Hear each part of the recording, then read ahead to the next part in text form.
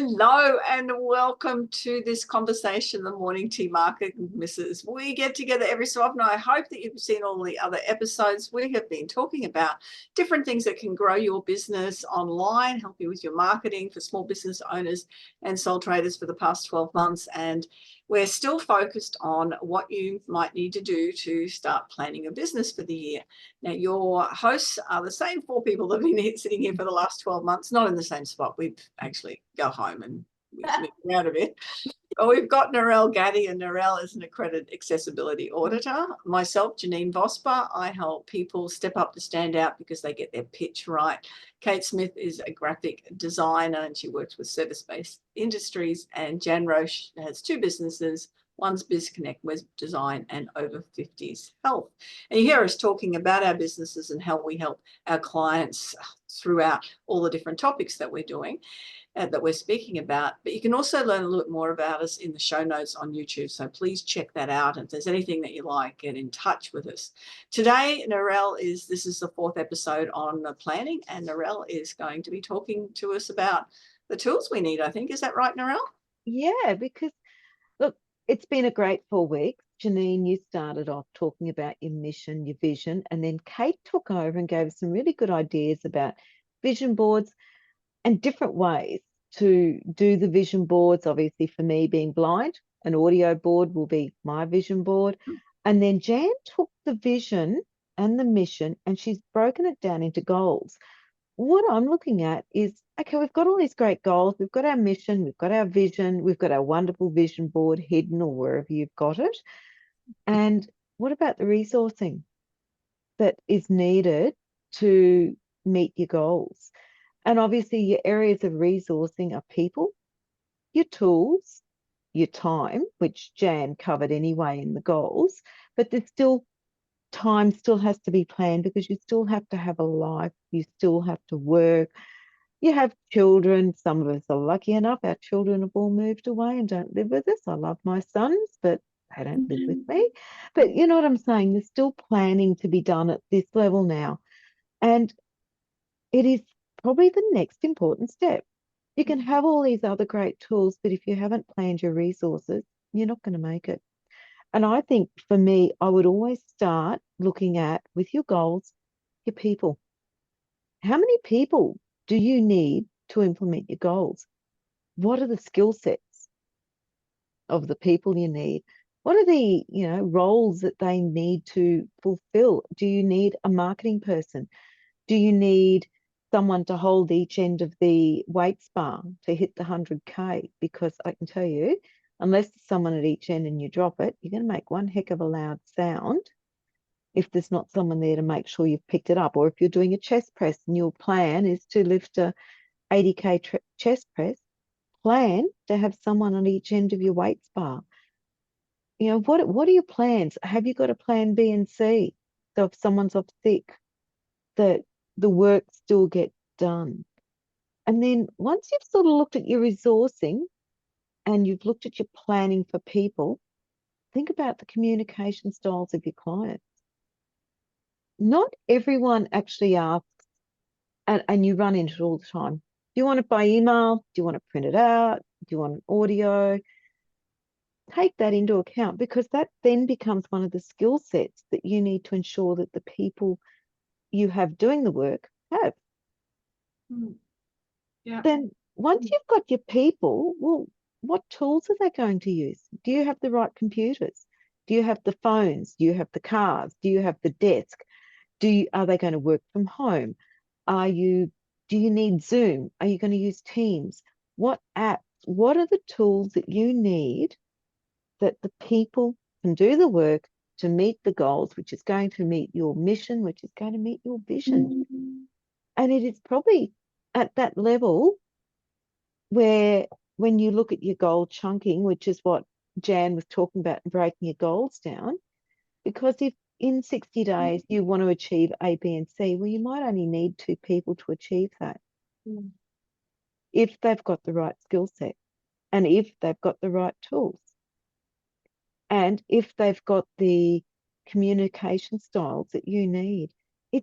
It's probably one of the most important parts after the goals to get that resourcing right, because you're never going to meet your vision if you don't plan for it. In other words, if you've got your 100-kilo deadlift that you want to do, but you don't have 100 kilos in weight, Yeah, that's not going to work, is it? it's not going Yeah. to work. Or, if, like for me, in one of the plans that we've got, one of our goals is, get 10 new clients over the year. And the reason we've chosen 10, that's about one every 6 weeks. Because for us, we've got to educate people about the importance of accessibility and get them to see the need for why it's important. And then they've got to put it into their plans, their budget, everything else. So if we said 20, that's not achievable. 10, well, we've got our fingers and toes crossed, but we're also going to work for it. Tomorrow's our goal setting meeting to break it down into chunks. And I'm going to be sitting there saying, I think we need to we get 10 new clients. Well, how do we do it? What resourcing, what marketing do we need? What are the qualifications of the people that we require to do the work? How are we going to pay for it? That's a good one to budget for as well. What budgeting planning are you doing? It comes down to, at that level, the strategic tools at a whole of business level, not down into the smaller, that person doing that job. We're not at that stage. All we're saying is we need this many people. These are the tools. These are the skill sets. And then once you've done that, it's the time, because if you've suddenly got 4 people working for you, well, your goals might not have changed, but your plan's going to change, because suddenly you're working with 4 people who they're working to you. So then you've got to look after more things there again. So suddenly your time management's going to change. Mm. So it's just such an important area that, just plan your resourcing next. Get it right to meet your goals. Having your goals right will meet your mission, and your mission right will meet your vision. And have that visual, or in my case, audio reminder every day that you can look at it. I've got a piece of paper. Don't ask me why it's on paper, but I've got it on really big, and I look at it and think, oh yeah, I can't read it, but I know what's written on that piece of paper. It's a visual reminder for me that someone else wrote it. That doesn't matter. It's my visual reminder for where I want to go next. I think a lot of us don't think about those things. We set the goals in place, but those aspects of that is to, people, you were talking about staff, but people is also clients. As you said, how many clients do you need? So that's, and then the steps on, well, where do I need to go to meet those people? How do I market to them? Where do I find them? That's those steps. The tools you need, is this the right software to be able to achieve those goals? And I know we talked about this last year, and it'd be really interesting for people to go back and find this particular conversation about what things you don't need. As well, what things you can delete, what different software that you may be paying for that you can delete, or you can, there's different things that you've got set up that you just don't need any longer, that you can remove. So that's another aspect as well, because we often it's like they remind us to check our insurance each year and see whether we can get a better deal. And I think because insurance is going up so much, people are starting to do that now rather than just letting it roll over. And it's the same with everything that you've got, not letting it just roll over. Yeah, that's it exactly. It's looking at every aspect, or everything that's going to go into meeting that goal, every tool, every person, because once you've got the goals, the resourcing you need. Then it's looking at what you've got, what you need, and filling in the gaps. That good old gap analysis, as we say in the IT trade, because that's what it's about. It's gap analysis to make sure that you can quite reasonably achieve what you want to achieve in a smart, measured, and timely fashion. Yeah, and timely is important too, because you don't want to buy 100 kilos of weights on the first day, because you're not going to lift them all that day, maybe. So maybe buy the 60 kilos, and then you can incrementally buy a few more. Budgeting. I often put budgeting. notes Yeah. in my calendar to say, yeah, cancel that subscription because I know I'm going to need it for X amount of time. Yeah. And then after this project is done, I no longer need that. I put a note for myself so that it doesn't just roll over and over. Or I Yes. put something in, okay, we're going to need to order this because we're going to need it for that project coming up. So yeah, Yeah. scheduling that stuff Exactly. in is handy. Yeah. And then go, Janine, sorry. I was going to say with the gap analysis as well, and I mean, looking at the four of us and what we do.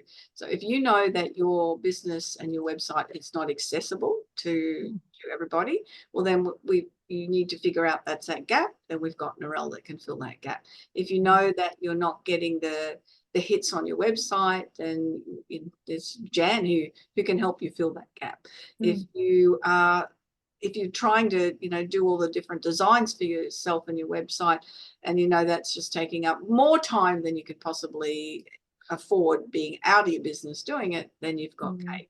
If you want to get sales techniques or get your pitch happening, and you know that you need help with that, then that's a gap that you need to fill. And I am talking about what each of our skills are, because that's such an important thing to know, that this is a gap I have in my business and I need to fill it. And there's 4 topics here. I mean, 4 different components. It could be bookkeepers. It could be whatever it is, but making sure that you fill that gap.